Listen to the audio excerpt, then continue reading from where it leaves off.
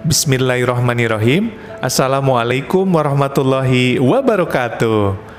Alhamdulillahirabbil alamin. Saya Dr. Arif G. Wiryawan dapat kembali membersamai sahabat-sahabat semua, menemani sahabat-sahabat semua dan menjumpai sahabat-sahabat semua walaupun melalui suara di Dok Arif Podcast.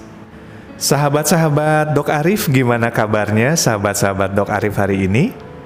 Semoga sahabat-sahabat Dok Arif selalu ada dalam kondisi sehat walafiat ya. Selalu ada dalam keberkahan dari Allah Subhanahu wa Ta'ala dan tentunya tetap semangat. Oke, sahabat-sahabat Dok Arif, kalau kita bicara pandemi COVID-19 di Indonesia, alhamdulillah sahabat-sahabat Dok Arif, alhamdulillah ala kulli hal, angka kasus COVID-19 di Indonesia semakin menurun. Bahkan semakin banyak daerah, kabupaten, kota yang asalnya di level 4 PPKM ya, di PPKM level 4, saat ini sudah semakin banyak yang levelnya turun ke PPKM level 3, ke PPKM level 2. Tidak terkecuali di Kabupaten Karawang, sahabat-sahabat Dok Arif, di tempat saya tinggal. Alhamdulillah saat ini sudah ditetapkan bahwa Kabupaten Karawang masuk ke PPKM level yang kedua. Di satu sisi, ini adalah situasi yang patut kita syukuri, sahabat-sahabat Dok Arif. Angka kasus COVID-19 semakin menurun. Namun di sisi lain, kita juga tetap harus mesti waspada, sahabat-sahabat Dok Arif, karena pemerintah pusat belum mencabut status pandemi COVID-19 dari Indonesia. Artinya adalah bahwa kita masih ada dalam situasi pandemi dengan kondisi yang membaik. Tentunya kita harus tetap waspada dan tetap mempraktekkan protokol kesehatan dalam keseharian kita, sahabat-sahabat Dok Arif. Baik sahabat-sahabat Dok Arif, khususnya di Kabupaten Karawang, ketika dinyatakan Kabupaten Karawang ada di level 2 PPKM, ini ada perubahan kebijakan yang dilakukan oleh pemerintah daerah Kabupaten Karawang.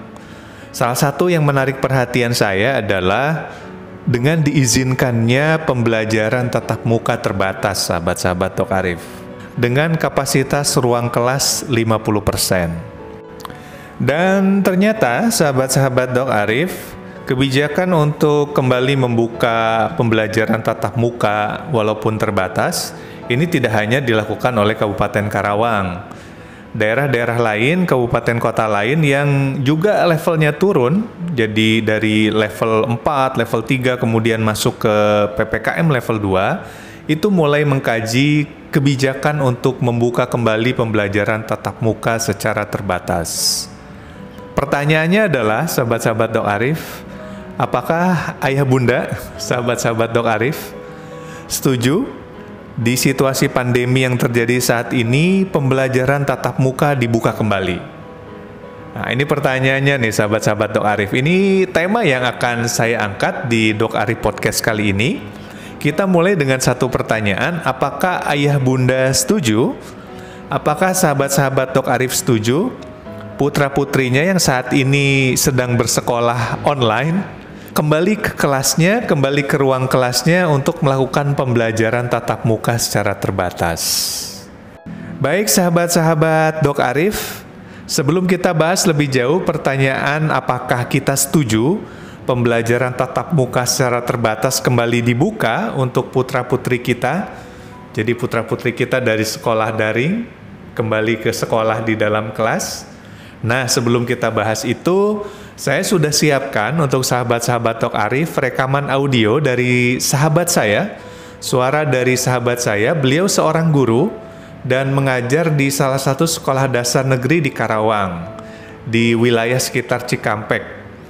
Nama beliau adalah Kang Heri ya, saya panggil beliau Kang Heri.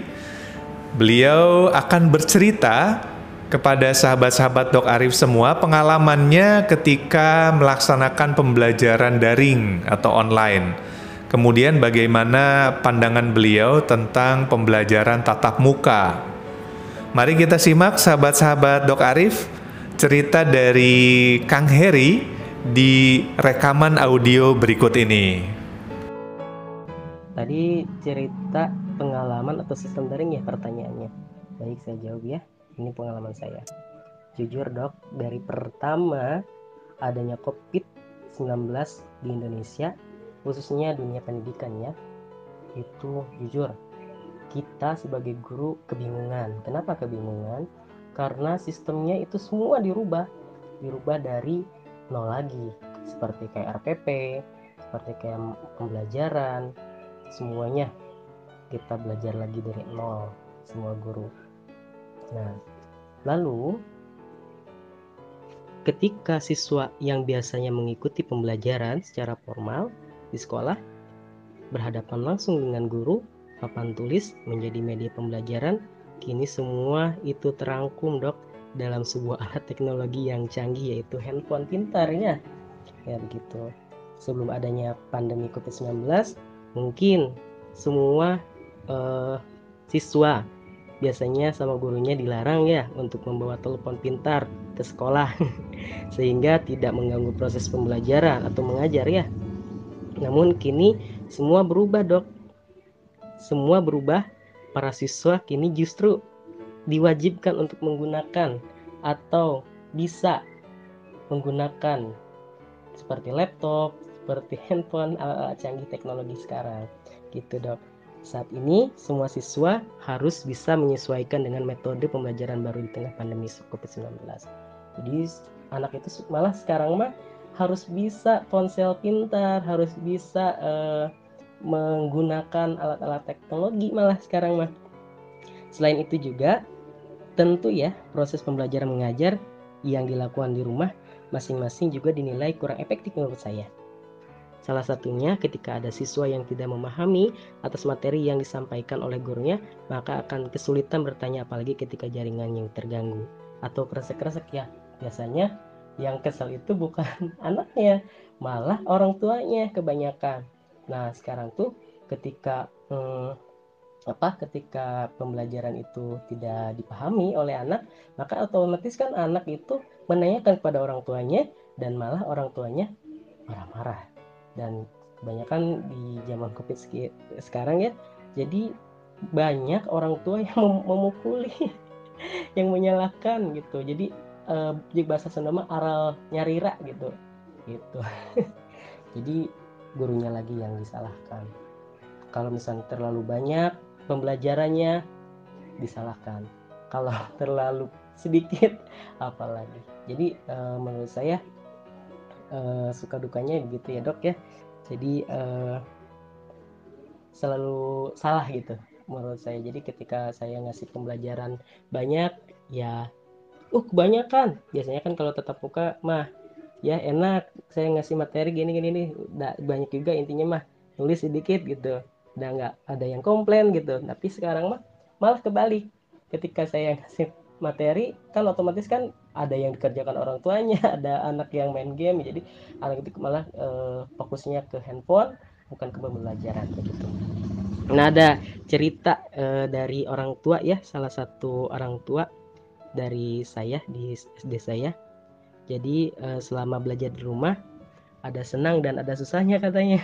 Namun dia sekali belajar secara langsung atau tatap muka menurut dia, ya katanya, ini percakapan beliau ya, katanya gini, ya tentu sangat rindu, katanya rindu dengan adanya tatap muka karena selama belajar daring dari rumah interaksi siswa dengan guru memang sangat kurang dok, sangat kurang kata beliau.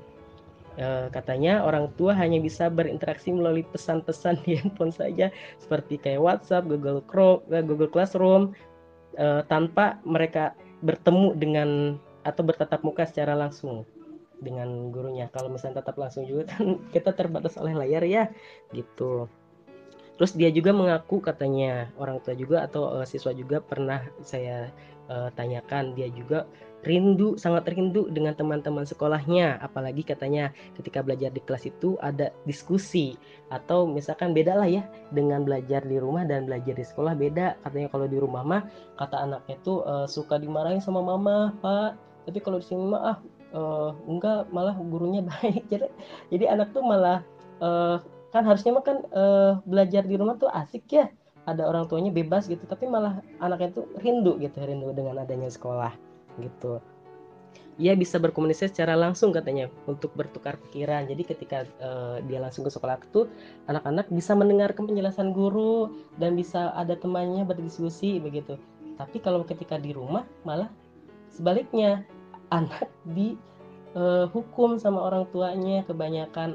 Itu anaknya sendiri loh yang cerita kepada saya begitu dok. Nah terus lalu ia juga merindukan suasana ketika jam istirahat katanya, pergi ke kantin lalu bersenda gurau bersama teman-temannya. Bahkan ia juga merindukan ekspresi sosok guru yang marah namun mengandung maksud ya untuk mendidik anak-anak ke arah yang lebih baik. Jadi guru pasti semua guru itu ketika marah ke anak pasti ada positifnya ya, supaya anak itu ada yang ditakuti begitu ya dok ya. Jadi selama melakukan pembelajaran dari rumah, siswa itu memiliki kisah tersendiri ternyata ya dok ya, baik senang maupun susah. Dari sisi senangnya, siswa saya belajar di rumah karena bisa terhindar dari penularan COVID-19 katanya. Ada yang takut juga walaupun tetap menerapkan protokol kesehatan. Namun susahnya berupa ruang geraknya. Memang kan kalau di rumah ruang geraknya itu bersama teman-teman juga terbatas ya. Jadi kadang ada yang sendiri gitu ya. Seperti ketika praktik juga harus membuat video mandiri di rumah dengan kapasitas yang terbatas. Ya, jadi ketika pas dikirim ternyata pengirimannya KB atau ukuran itunya terlalu besar. Pokoknya banyak kendalanya ya dok ya. Apalagi kita dirinya sedang belajar daring, tiba-tiba listrik mati dan jaringan internet juga tidak stabil, apalagi ya seperti itu. Tentu hal itu menjadi pengalaman ya, atau penghalang dalam proses belajar mengajar. Sedangkan materi pembelajaran hanya dikirimkan melalui video atau voice note atau dipoto saja sama gurunya gitu, sama saya sendiri sebagai guru. Jadi mereka itu berharap dan berdoa pandemi ini cukup sampai di sini saja gitu. COVID-19 ini segera berakhir agar proses pembelajaran mengajar dapat kembali dilakukan secara tatap muka. Nah, dari sisi negatifnya, ia merasa bosan dok ketika belajar dari rumah karena hanya memperhatikan layar kaca saja atau layar handphone. Bahkan dirinya menjadi kesal karena hanya menjadi pendengar saja. Jadi anak itu bercerita sama saya seperti itu dok, dia hanya kesal gitu. Terus bosan banget katanya pada saat belajar, yang kami perhatikan cuma layar kaca katanya, atau mungkin malah hanya di pendengar saja selama proses. Kadang ketika gurunya memberikan materi, kadang anaknya kemana gitu, terus suara bising gitu, jadi ke gurunya juga gimana, jadi belum efektif menurut saya gitu ya. Terus termasuk baju sekolah yang ia beli juga menurutnya hanya menjadi kawan lemari saat ini. Jadi gini dok, kan memang ketika COVID-19 ini kan semua sekolah ya ketika daring itu bebas ya bajunya. Nah, baju-baju sekolahnya itu ada yang kekecilan, ada yang kebesaran seperti itu. Jadi hanya apa ya, menumpuk di lemari saja. Jadi nggak berguna gitu ketika COVID-19 ini. Nah, setelah itu juga ia mengaku dok belum bertemu langsung dengan teman-temannya. Nah, kan kalau saya mah jujur memegang kelas 1 atau kelas 2 ya. Nah, apalagi kalau misalkan ternyata ada murid baru. Nah, itu juga dia mengaku dok bertemu langsung juga belum pernah sama teman-temannya juga. Jadi memang benar-benar face to face, bukan face to face apa di dalam layar itu gitu. Karena semenjak menjadi siswa katanya di sekolah itu sudah dilakukan pembelajaran secara daring akibat pandemi. Nah, terkait ini ya saya dengar di berita dok, di daerah DKI Jakarta sudah diperbolehkan untuk tatap muka, dan kata Bapak Nasdim juga untuk zona PPKM level 3 dan level 2 memang boleh perbolehkan tatap muka, cuman baik lagi ke bupatinya katanya gitu. Nah, tapi khusus buat Kabupaten Karawang dan khususnya di sekolah saya di Kota Baru itu memang belum diberlakukan dok, belum diberlakukan untuk tatap muka gitu, karena kita juga masih ikutin atasan dok. Kalau misalnya kata atasannya diperbolehkan, mungkin sudah kita jalani ya tatap muka ini, cuman tidak semuanya ke sekolah, hanya per kelompok gitu, jadi per kelompok kecil gitu, kelompok kecil ke sekolah. Dan juga orang tuanya tidak mengantarkan anaknya ke depan sekolah gitu, dan tidak mengantarkan anaknya ke depan kelas gitu, jadi supaya tidak berkerumun. Dan ketika wacana pembelajaran ini tatap muka ini akan dibuka lagi, ya tentunya para guru senang dok, karena senangnya pertama kita sudah lelah berapa tahun ya, hampir 3 tahun ya pandemi ini belum berakhir gitu, dan sudah lelah. Dan ketika Bapak Nasdim mengatakan diperbolehkan, lega gitu, lega banget gitu. Dan serasa guru-guru tuh bangkit kembali bangkit kembali. Nah paling itu dok, kalau misalnya benar-benar sudah diperbolehkan untuk ke sekolah, paling ya protokol kesehatannya memang harus dijaga. Yang pertama sih harus divaksin ya, divaksin semua siswa itu di umur 12 tahun kalau nggak salah itu harus divaksin gitu. Dan kalau itu juga ke sekolah harus benar-benar protokol kesehatannya. Dan kita juga di sekolah kayak cuci tangan, kayak sabun gitu memang harus dilengkapi benar-benar gitu dok. Dan terus orang tua juga hanya mengantarkan anaknya sampai gerbang sekolah saja dan tidak ditunggu dan dijadwal. Ketika anak sudah pulang, orang tua juga sudah mengetahui jadwal pulangnya, jam segini begitu. Dan anak juga tidak langsung keluar sekolah gitu, tapi satu-satu. Ketika orang tuanya sudah ada langsung pulang, dan kalau belum ada ya ditunggu dulu di kelas begitu. Nah jadi ketika pandemi ini ya mungkin banyak suka dan dukanya dok gitu.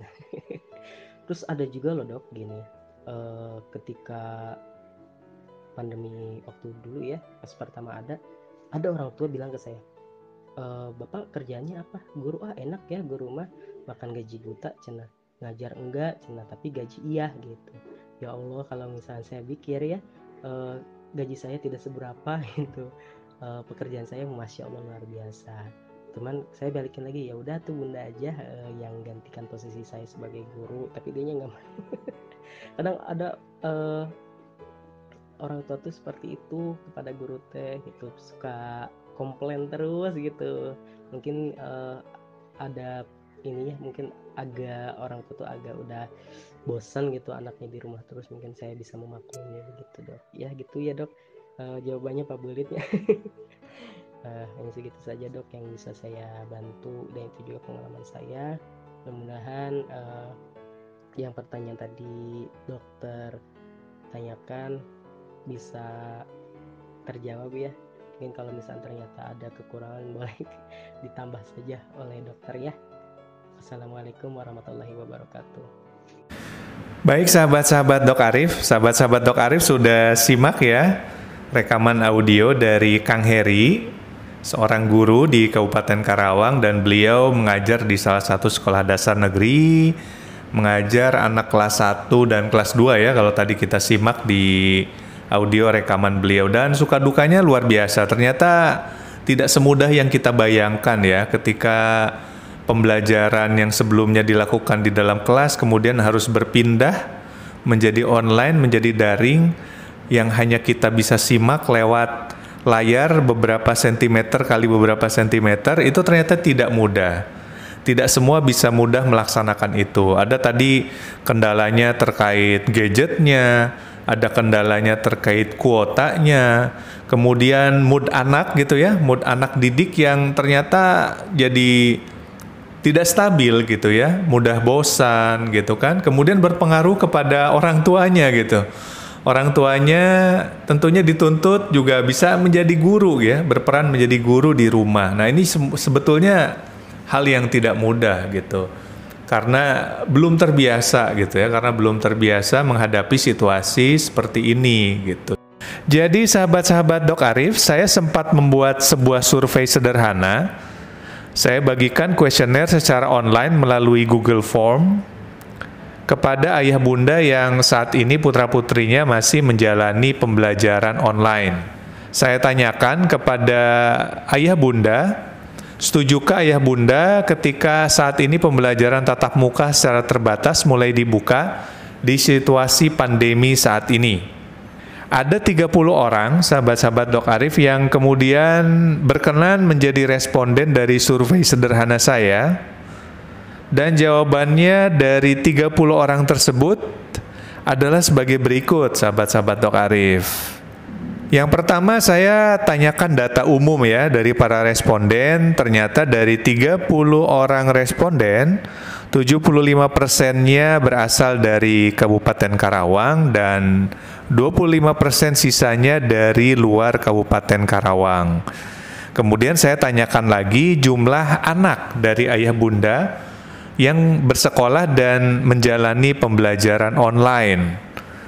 Ternyata dari 30 orang tersebut, 43,8% ada 2 orang anak yang mengikuti pembelajaran online. Kemudian 25% diantaranya 3 orang anaknya menjalani pembelajaran online, sahabat-sahabat Dok Arif. Kemudian masuk ke pertanyaan inti, saya tanyakan kepada 30 orang responden tersebut, setujukah ayah bunda dengan dibukanya kembali pembelajaran tatap muka walaupun secara terbatas untuk putra-putrinya di masa pandemi saat ini? Ternyata sahabat-sahabat Dok Arif, bisa tebak sahabat-sahabat Dok Arif? Berapa persen jawaban setuju dan berapa persen jawaban tidak setuju? Boleh chat di kolom komentar. Baik, ternyata sahabat-sahabat Dok Arif, 100% dari responden survei ini setuju dibuka kembali pembelajaran tatap muka untuk putra-putrinya. Kemudian saya tanyakan lagi, kalau ayah bunda setuju, alasannya apa sih sebenarnya gitu ya? Kok ayah bunda setuju? Padahal ini masih pandemi loh gitu. Bukan nakut-nakutin ya sahabat-sahabat Dok Arif. Kenapa ayah bunda setuju untuk dibuka kembali pembelajaran tatap muka? Jawabannya bermacam-macam sahabat-sahabat Dok Arif. Ini cukup menarik ya. Saya coba bacakan untuk sahabat-sahabat Dok Arif. Jawabannya ada yang menjawab, terlalu lama belajar online, jadi membosankan. Kemudian pembelajaran tatap muka itu lebih memudahkan anak-anak untuk belajar. Kemudian anak-anak itu butuh sentuhan, touch, didikan langsung dari guru karena memberikan efek yang lebih luar biasa. Kemudian ada lagi yang menjawab alasannya adalah bisa berinteraksi dengan teman-temannya yang lain. Nggak kuulen. Nah, kuulen apa sahabat-sahabat Dok Arif? Kuulen itu jadi kurang pergaulan gitu ya kalau bahasa kitanya ya. Hanya di rumah saja gitu, berteman dengan gadget. Kemudian ada lagi yang menjawab, ini persepsi dari ayah bunda ya, sahabat-sahabat Dok Arif. Terlalu lama sekolah online secara langsung bisa mempengaruhi tumbuh kembang anak. Ini persepsi dari responden yang saya tanyakan. Mungkin ini kita bisa bahas lebih jauh nantinya ya. Kita mungkin bisa diskusi dengan ahli-ahlinya gitu ya. Apalagi masa anak-anak ini adalah masa yang penting untuk masa depan sang anak ketika dewasa. Kemudian ada lagi yang menjawab alasannya adalah anak-anak kita tetap loh perlu arahan dan bimbingan dari guru secara langsung. Karena guru lebih kompeten dalam menyampaikan materi pembelajaran kepada anak dibandingkan saya gitu sebagai orang tua gitu ya. Guru tentunya lebih kompeten. Kemudian ada lagi yang menjawab dikhawatirkan adanya lost learning. Jadi lost learning apa ya? Mungkin sahabat-sahabat Dok Arif yang paham tentang lost learning ini boleh berkomen di kolom komentar ya. Kemudian anak menjadi terlalu nyaman dengan aturan yang longgar dibandingkan dengan yang ada di sekolah. Jadi memang ya secara faktanya ketika seorang anak melakukan pembelajaran online di rumah tentunya akan ada sisi-sisi di mana kita mengalami kendala ketika ingin menegakkan disiplin ya, beda dengan sekolah. Kemudian ada lagi agar belajar lebih efektif, ini sama juga ya jawabannya dengan yang sebelumnya. Kemudian seorang anak itu tidak hanya butuh materi pembelajaran saja, karena kalau hanya materi pembelajaran bisa saja disampaikan secara online. Tapi mereka juga butuh untuk bersosialisasi, berkumpul dengan teman-temannya, mencari penyelesaian masalah gitu ya bersama teman-temannya dengan cara yang riang gembira ya. Kalau anak kecil, anak SD gitu kan, kelas 1, kelas 2 itu seperti itu. Beda dengan anak SMP, SMA yang memang butuh gitu ya lingkungan yang dia bisa berkolaborasi dengan teman-temannya untuk mencari solusi dari sebuah permasalahan. Kemudian ini kendala yang juga umum dirasakan oleh para orang tua, jadi anak lebih fokus ke gadget, kemudian akhirnya ya sebagai selingan jadi lebih banyak main game, TikTok dan YouTube, sahabat-sahabat Dok Arif.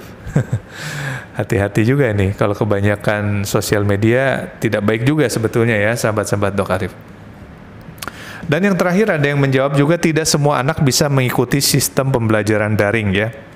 Tidak mudah ya sahabat-sahabat Dok Arif ternyata bagi ayah bunda untuk menyediakan sarana pembelajaran online ini di rumah ya. Banyak juga yang terkendala sahabat-sahabat Dok Arif.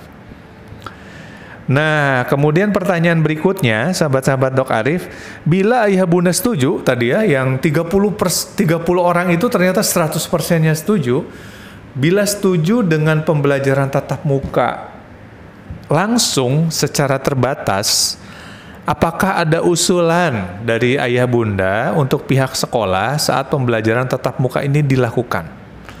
Sebagian besar ayah bunda, sahabat-sahabat Dok Arif menjawab bahwa pihak sekolah harus memperhatikan protokol kesehatan. Itu kuncinya. Pembelajaran tatap muka secara terbatas boleh dilakukan, ayah bunda setuju untuk dilakukan, asalkan tetap memperhatikan protokol kesehatan. Ini mayoritas jawaban dari 30 orang responden tersebut. Jadi pihak sekolah harus memfasilitasi diimplementasikannya, dipraktekannya protokol kesehatan saat dilakukan pembelajaran tatap muka, sahabat-sahabat Dok Arif. Yang lainnya adalah jam KBM-nya dibatasi. KBM itu kegiatan belajar mengajar, dibatasi ya, jangan terlalu lama dulu. Maksimal 3 jam aja sehari deh gitu. Kemudian ada yang menjawab sepekan 4 kali cukup kayaknya gitu. Walaupun ada yang menjawab lagi ya, kalau bisa setiap hari gitu. Kurang lebih sebagian besar menjawab harus dilakukan dengan protokol kesehatan yang ketat. Jumlah anak yang di dalam ruangan tidak terlalu banyak, jadi masih tetap bisa menjaga jarak. Kemudian waktu pembelajarannya dibatasi dan diatur sedemikian rupa. Dan ada lagi responden yang menjawab tidak diperkenankan dulu jajan ya. Jadi membawa bekal dari rumah. Kemudian syarat berikutnya adalah, ini yang harus kita perhatikan juga nih sahabat-sahabat Dok Arif. Semua guru, tidak hanya guru ya, staf di sekolah, karyawan di sekolah harus sudah divaksin. Alhamdulillah kalau sudah mendapatkan vaksin lengkap 2 kali.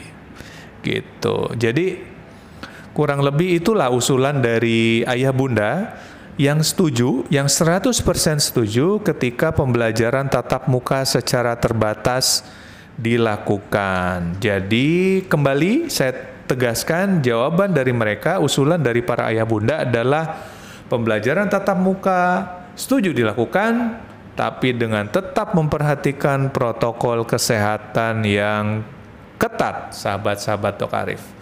Karena memang anak kita, putra-putri kita itu perlu untuk terus didampingi. Kadangkala tidak cukup ya 1 kali gitu diberikan instruksi untuk mencuci tangan, untuk menggunakan maskernya. Itu harus berkali-kali, berulang kali dan perlu kesabaran. Jadi selain memberikan materi pembelajaran di dalam kelas pada saat PTM terbatas ini, para guru, staf sekolah, karyawan juga harus peduli dengan protokol kesehatan. Ikut memperhatikan, ikut mendampingi putra-putri anak didiknya saat menjalani pembelajaran di sekolah. Itu ya sahabat-sahabat Dok Arif, survei sederhana yang saya lakukan tentang pembelajaran tatap muka terbatas ini. Baik sahabat-sahabat Dok Arif, apakah sahabat-sahabat Dok Arif juga setuju dengan 30 orang responden yang sudah mengikuti survei yang saya lakukan? Ataukah sahabat-sahabat Dok Arif tidak setuju? Bila tidak setuju, boleh sahabat-sahabat Dok Arif tulis alasannya di kolom komentar. Atau mungkin ada juga sahabat-sahabat Dok Arif yang meragukan gitu ya. Kira-kira bisa nggak ya sekolah itu menyelenggarakan pembelajaran tatap muka secara terbatas dengan protokol kesehatan yang ketat gitu. Mangga silakan sahabat-sahabat Dok Arif boleh berkomentar di kolom komentar ya. Yang jelas saya sependapat sahabat-sahabat Dok Arif dengan para orang tua yang menjadi responden dalam survei yang saya lakukan bahwa ketika dilakukan pembelajaran tatap muka secara terbatas, tetap harus dipraktekkan, diimplementasikan protokol kesehatan yang ketat. Kita boleh belajar ke sebuah kasus yang cukup viral di akhir bulan Agustus yang lalu, tahun 2021 ya. Ketika adanya klaster COVID-19 dari ruang kelas. Ini saya dapatkan informasi ini dari akun Instagram Pandemic Talks. Akun Instagram Pandemic Talks juga mengambil informasi ini bersumber dari CDC di tanggal 27 Agustus 2021. Jadi sudah dilaporkan adanya klaster COVID-19 di sebuah sekolah dasar di California, Amerika Serikat. Jadi pada saat itu kejadiannya ada seorang guru yang sedang dalam kondisi tidak sehat, ternyata diketahui menderita COVID-19 ya setelah dilakukan investigasi dan pemeriksaan, mengajar di dalam kelas tanpa menggunakan masker dan ternyata belum divaksin. Akibatnya, sahabat-sahabat Dok Arif, 50% dari murid yang ada di dalam ruangan kelas tersebut tertular COVID-19 varian Delta. Dan ternyata risiko penularan atau murid-murid yang paling banyak tertular itu yang duduk di 2 baris kursi paling depan. Memang yang paling dekat dengan posisi guru tersebut ketika mengajar.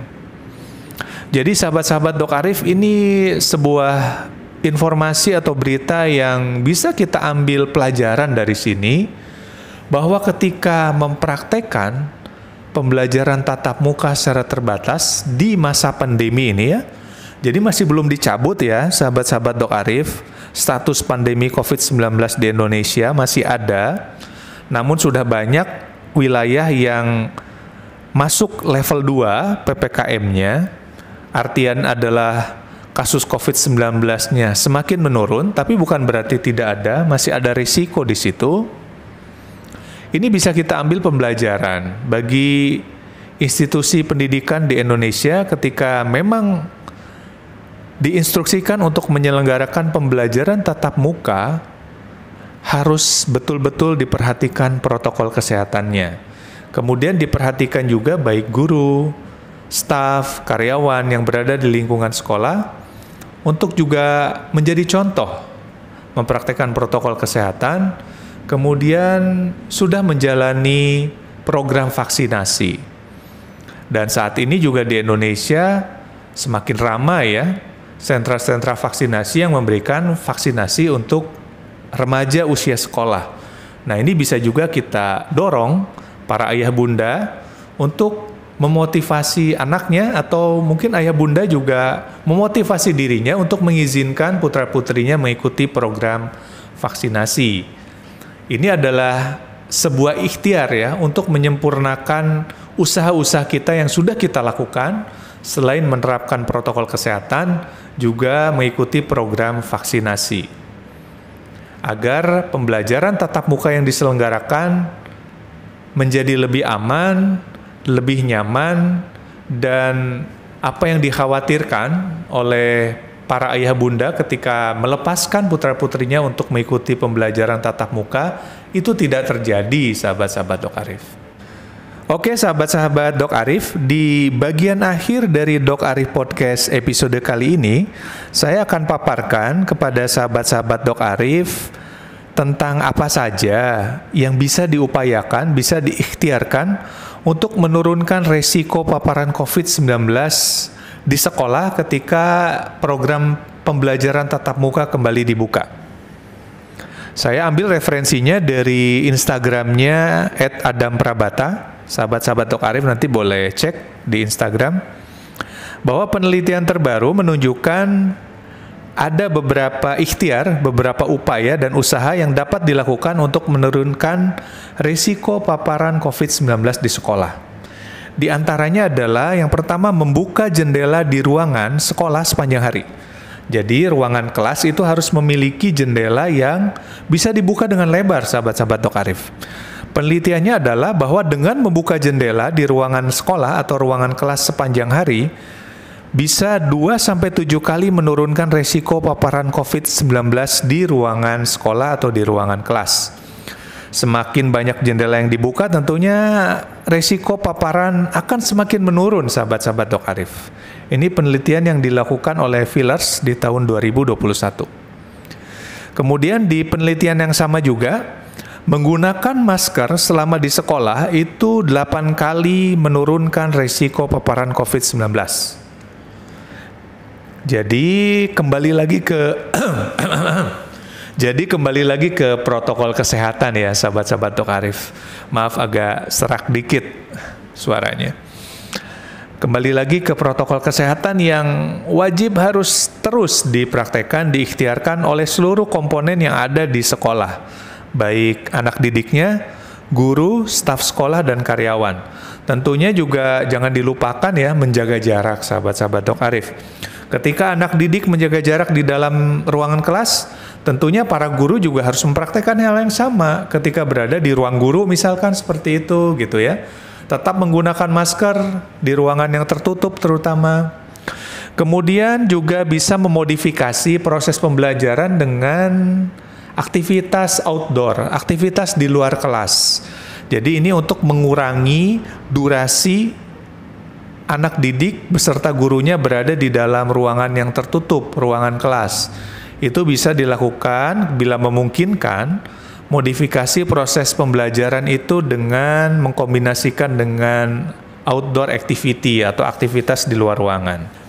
Kemudian rekomendasi berikutnya dari akun Instagram @adamprabata itu menggunakan air purifier dengan HEPA filter di ruangan kelas atau di ruangan sekolah. Ini dapat menurunkan resiko paparan COVID-19 sebesar 2,5-5 kali. Jadi semakin besar kapasitas dari air purifiernya, itu akan semakin baik kemampuan menurunkan resiko paparan COVID. Nah, maaf, ada suara yang jatuh. Dan bila dikombinasikan antara membuka jendela, menggunakan air purifier dengan HEPA filter, dan menggunakan masker, itu ternyata bisa menurunkan resiko paparan COVID-19 di ruangan sekolah, di ruangan kelas, sebesar 30 kali, sahabat-sahabat Dok Arif. Ini angka yang cukup besar ya. Ini bisa diupayakan, bisa diikhtiarkan oleh institusi-institusi pendidikan yang saat ini ingin menjalankan pembelajaran tatap muka.